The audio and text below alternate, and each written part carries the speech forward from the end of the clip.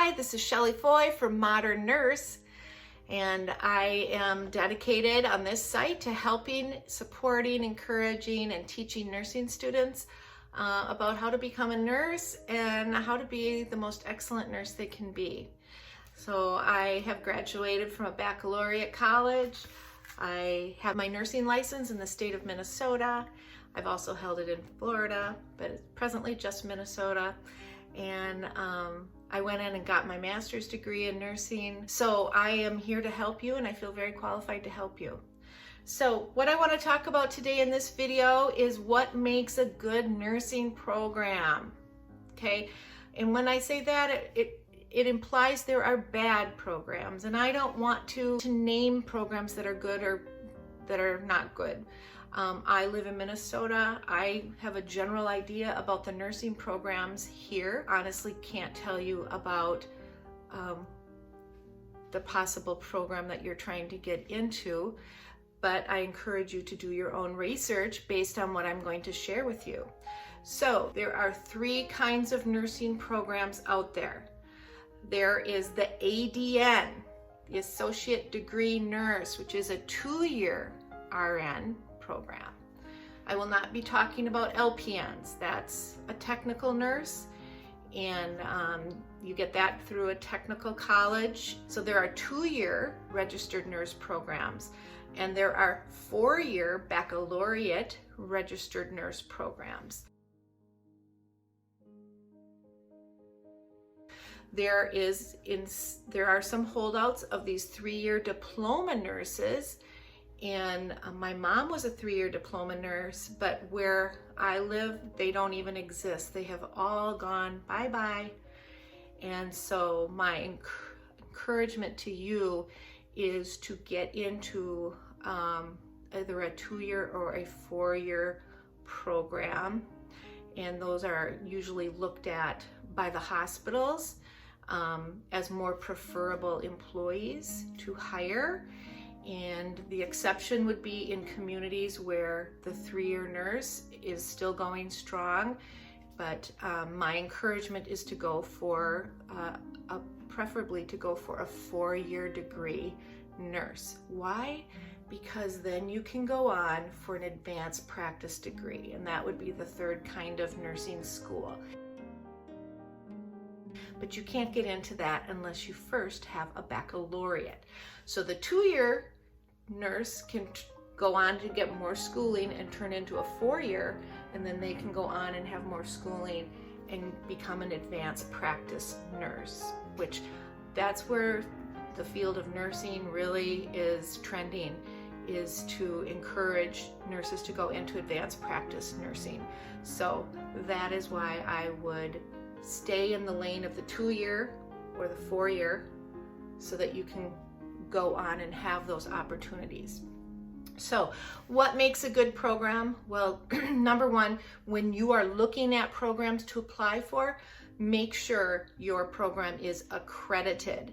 There is an accrediting organization that will come into nursing programs, and they go through it with a fine-tooth comb to make sure they're doing everything they said they're doing, that they're claiming to the state board that they're doing, and it forces the nursing programs to come up with evidence that they're doing what they said they're doing. And they have to create this huge report and send it to the accrediting body, and then they will get the thumbs up for, okay, you have the gold star of accreditation for another 4 years or whatever it is. And so it is a gold standard for nursing education. So make sure that your program you're looking at is accredited. Okay. Number 2, make sure it has good curriculum, solid curriculum.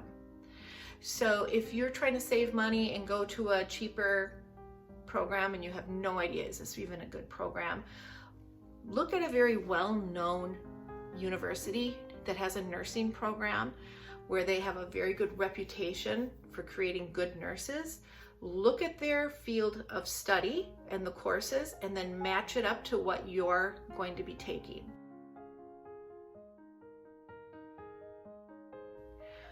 So for instance, is nutrition offered? A lot of nursing programs, it isn't. What about peds and OB? Have they made that important? Geriatric nursing, is there not? So look and see kind of the quality of those classes that are in your program. Number 3, flexible learning options. Okay, we're in the year of COVID, where colleges got shut down, everything went online, and I think it's going to forever change college education. And even though the places that I've taught at have had some option for online, they're changing and modifying classes so that they have that option. The thing about flexible learning options, they have either some students say, I can only learn when I'm sitting in a classroom. That's fine, then find that kind of a traditional seated program. Some say, oh, I'm a single mom with 2 kids and I have to work and I can't make those classes. I have to work. Well, then look for a program that's all online. And then some have hybrid. All of the nursing programs will have clinicals, and those are non-negotiable. So look to see the amount of clinical time they have. It should be in the hundreds of hours for a program. So look for that. Number 4 is the NCLEX success rate. What is that? What is an NCLEX? That is the licensure exam at the end. So when you've gotten all your classwork all done, all your clinicals are done, all your work is turned in, at some point you will be taking the NCLEX so that you can get your license from the state you live in or you are going to plan to work in. And then that state, if you pass the NCLEX, then that state will award you a license so that you can do nursing. It's NCLEX,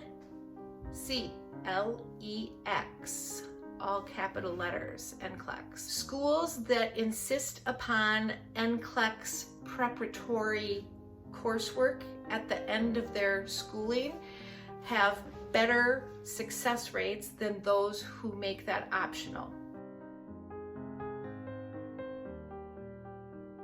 Okay, so if you are going to a school where it's optional, I would recommend you invest the money and the time to do an NCLEX preparatory test so that you have a better chance of passing first time around. Because the problem is, if you don't pass the first time around, you get farther and farther out from your courseworks, and then you might not remember, it might not be as fresh, and it will make it more difficult to pass. The research shows that the further out you get, the chances of you passing go down like that. A 5th indicator would be instructors. Are the instructors master's and doctorate prepared? Do they have experience? Do they have teaching experience? Do they have clinical experience? Okay, it might seem cool to have all young 24-year-old nurses, but do you want to be educated by people who haven't been in the field very long? So, or do you want someone teaching med-surg who's only been a postpartum nurse? You want to have instructors who have that experience teaching you.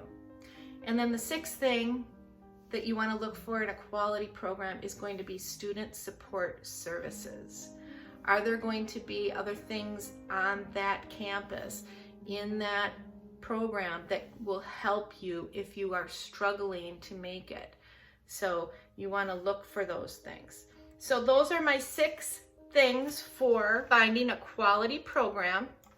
It takes time, it takes research, it takes talking around and visiting campuses to find out what's going to be the best program for you. And so I encourage you on your journey to do all of that. Put the work in, find the right program for you, and good luck with the application.